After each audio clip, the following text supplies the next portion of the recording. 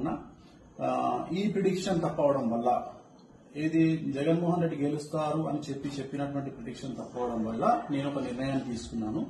ఈ రోజు నుండి రాజకీయ పరమైనటువంటి ప్రిడిక్షన్స్ కానీ, అలాగే సినిమా పరిశ్రమకు చెందినటువంటి వ్యక్తిగతమైనటువంటి పర్సన్స్ కు సంబంధించిన ప్రిడిక్షన్స్ కానీ ఇక మీదట ఎలాంటి సోషల్ మీడియాలో చెప్పడం మానేస్తా ఉన్నాను.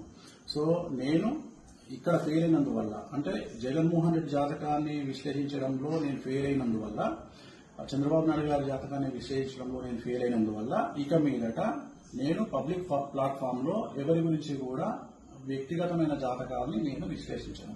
క్రికెట్ కు సంబంధించి కానీ, అలాగే రాజకీయ నాయకులకు సంబంధించి కానీ, అలాగే సెలబ్రిటీలకు సంబంధించి కానీ, ఎవరి గురించి కానీ వ్యక్తిగతమైనటువంటి జాతకాలు విశ్లేషించడం అనేటువంటిది నేను నిర్ణయం తీసుకున్నాను.